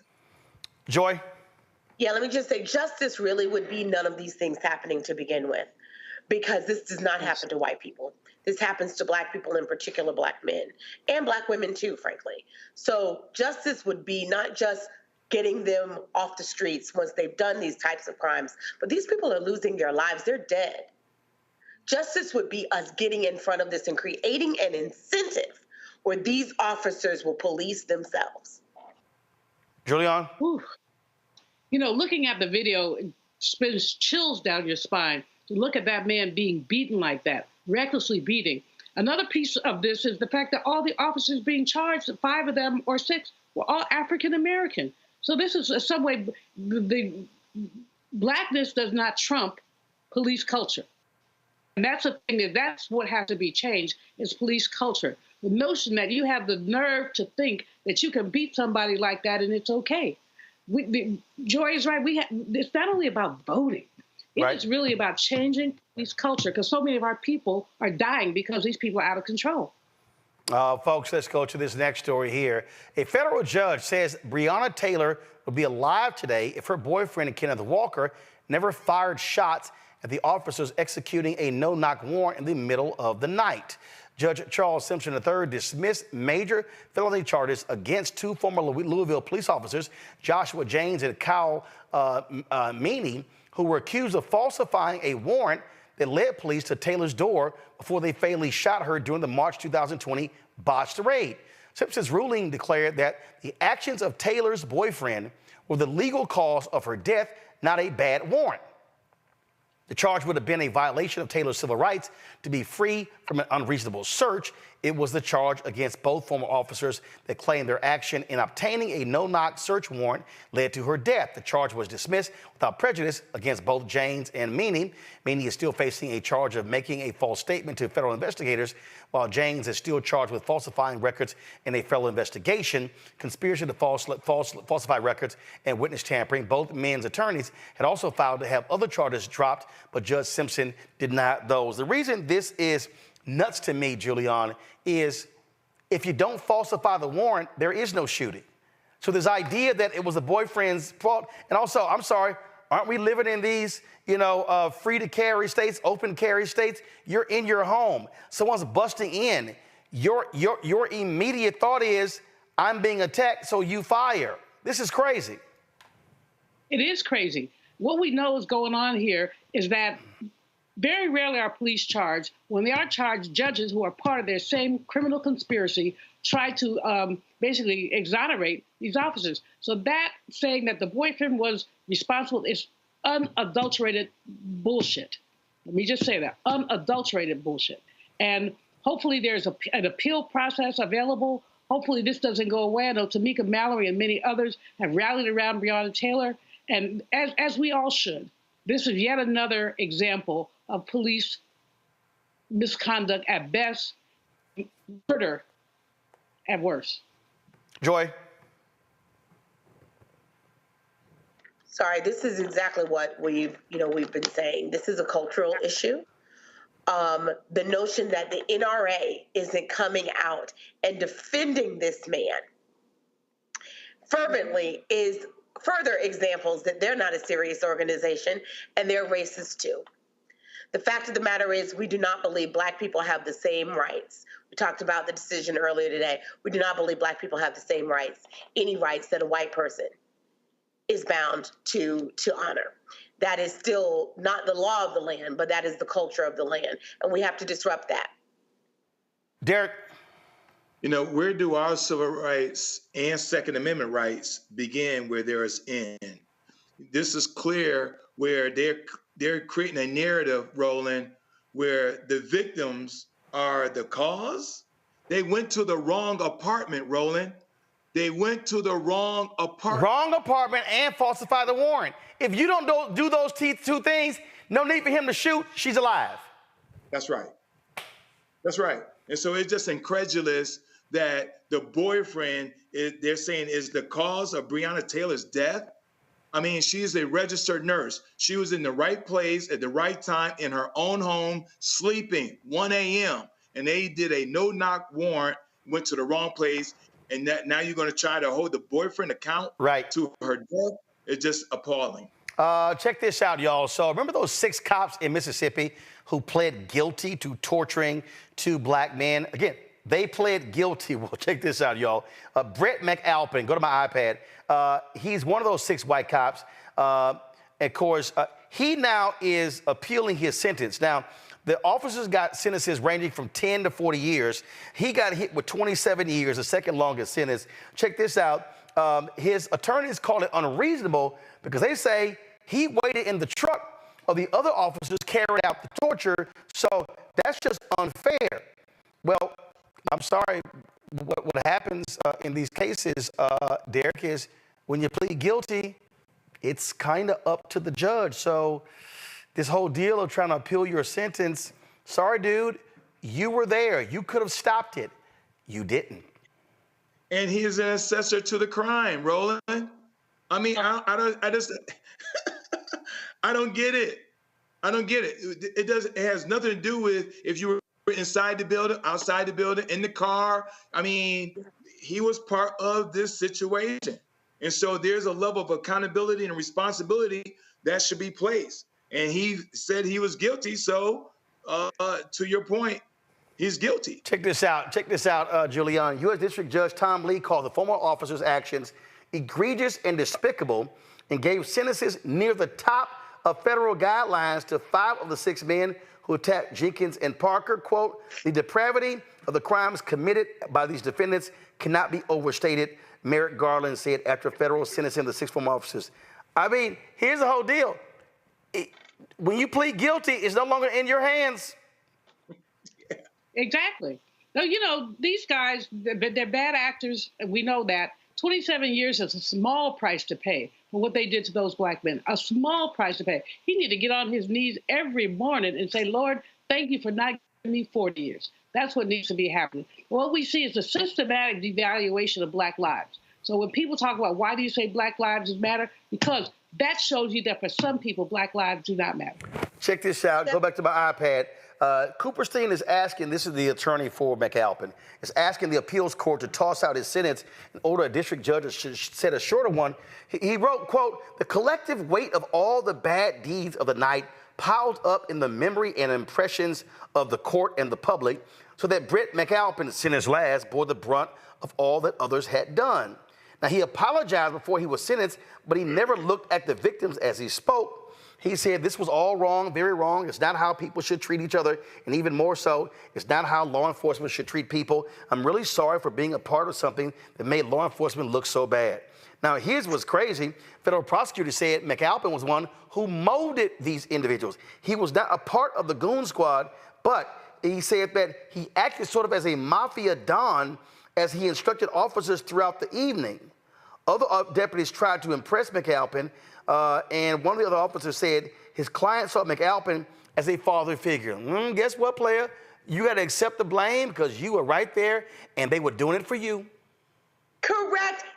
Many a person is in jail because they were a part of a conspiracy, a part of a crime that was happening, and someone else pulled the trigger, but they were there. And they get caught up and get the same sentence, maybe even a worse sentence. This is how it works. So if it's a problem for him, it has to be a problem for every black kid out there, every of any race person out there who's gotten caught up in the same system that says if you're there and you're a part of the crime, you're guilty for all parts of the crime. Absolutely. This is how it works. What's good for the goose is good for the gander. I'm sick of this guy.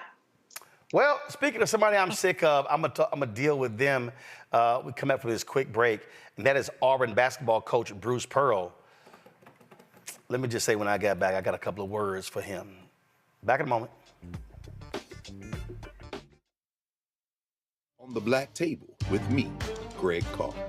We featured the brand new work of Professor Angie Porter, which, simply put, is a revolutionary reframing of the African experience in this country. It's the one legal article everyone, and I mean everyone, should read. Professor Porter and Dr. Valencia Watkins, our legal roundtable team, join us to explore the paper that I guarantee is going to prompt a major aha moment in our culture. You crystallize it by saying, who are we to other people? Who are African people to others?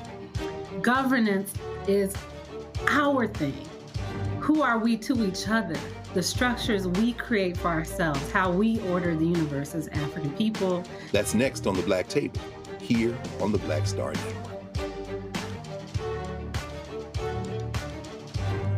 Bruce Smith, creator and executive producer of The Proud Family, Louder and Prouder, and you're watching Roland Martin Unfiltered.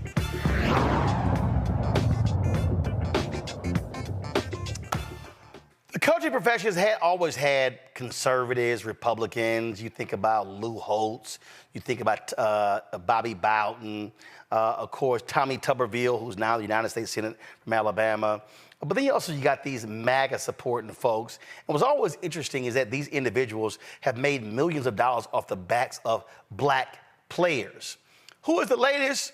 Auburn basketball coach Bruce Pearl. This is the tweet that Bruce Pearl posted today. Y'all got the tweet? Pull it up. Okay, don't have the tweet. All right, let me find it myself. Okay, so, okay, give me 1 second. I saw this tweet, and of course, I had to comment on this here. And so, now, he's tweeted a lot of stuff in support of Israel. I get it, understand that. But then he decided to make this here. So he was responding to racist Arkansas Senator Tom Cotton. This is what Pearl tweeted. Thank you for pointing this out, Senator Cotton.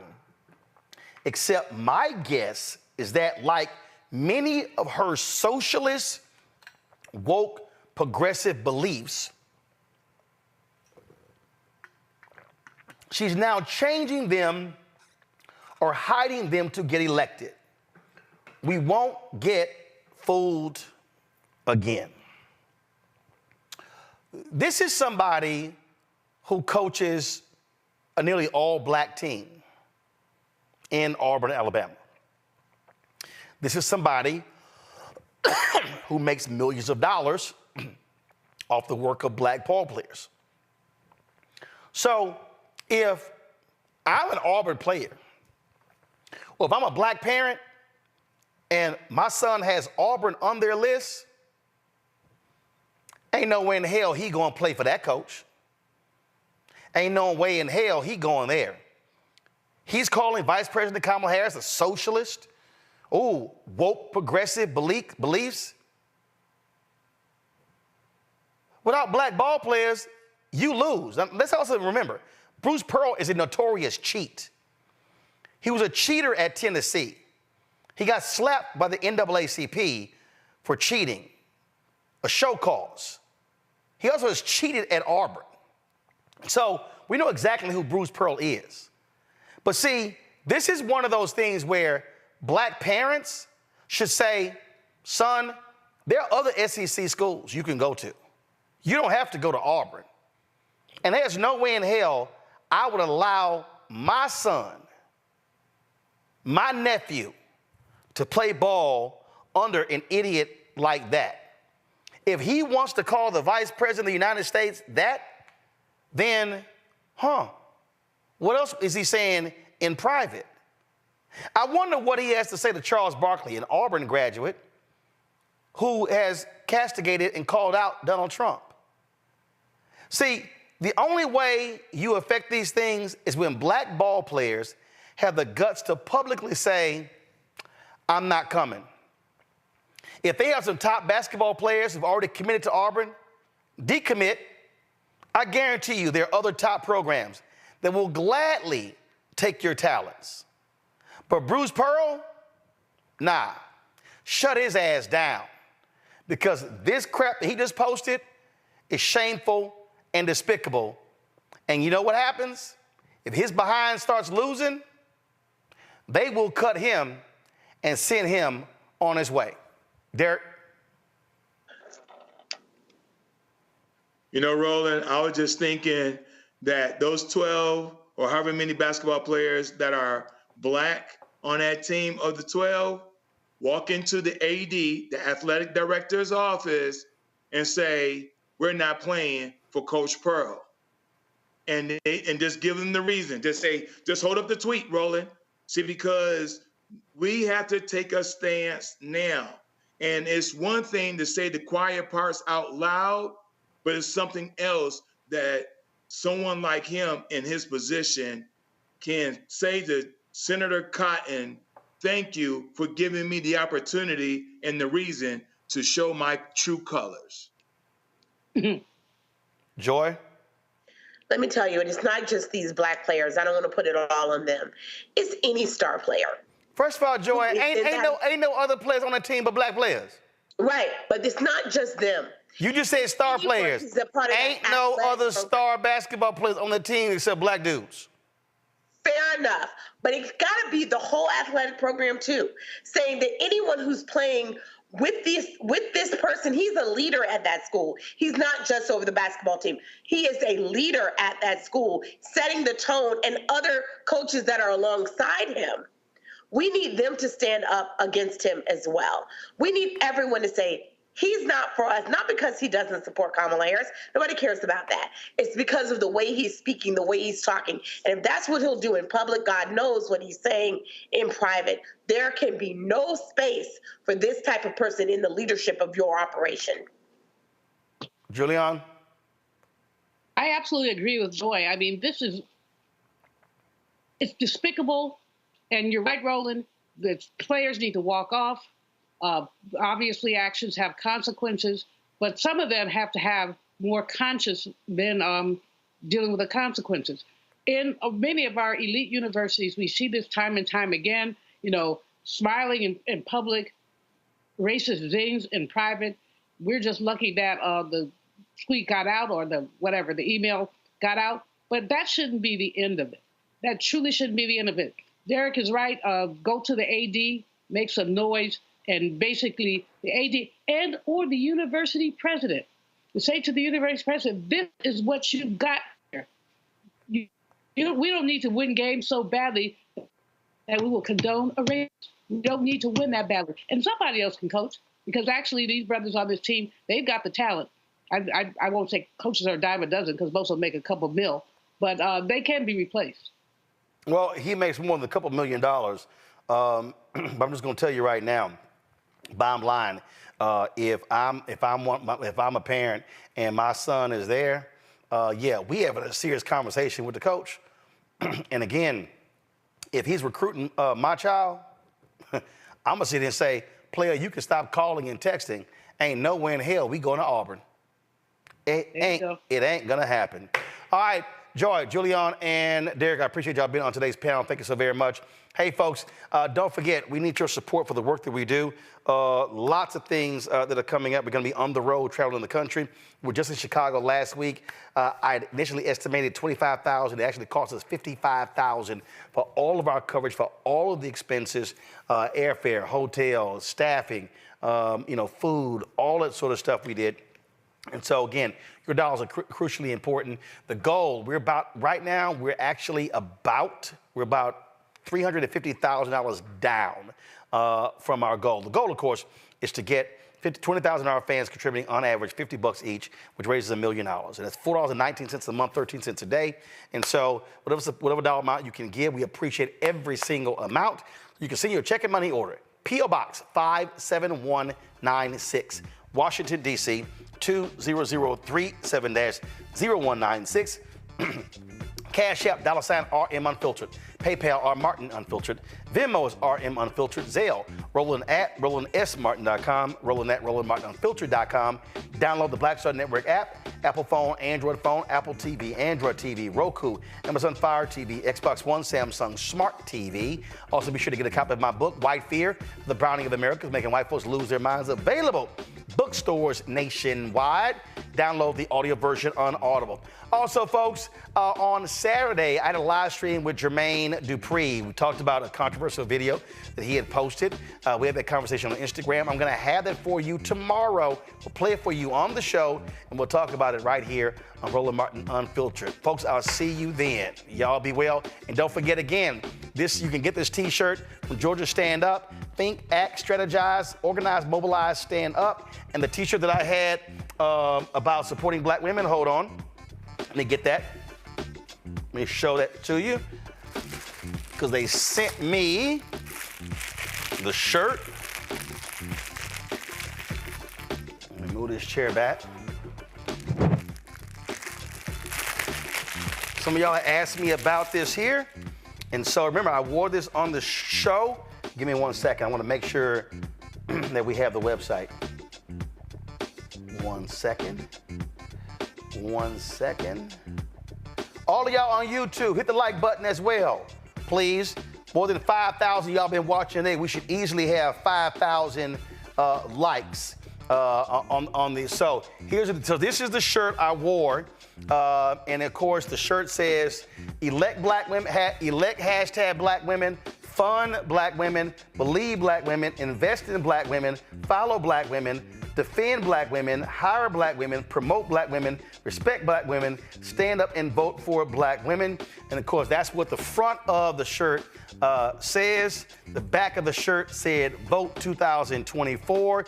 You can actually go to their website, georgiastandup.org, georgiastandup.org, to actually get you this shirt. So they have this shirt as a, go to my iPad, they have this shirt as a t-shirt. They also have it, I think, as a hoodie. I got a hoodie at home of this t-shirt. And then they also have, of course, this is used for them to raise money. They're a grassroots organization there in Georgia. They also have these here, Stand Up and Vote shirt.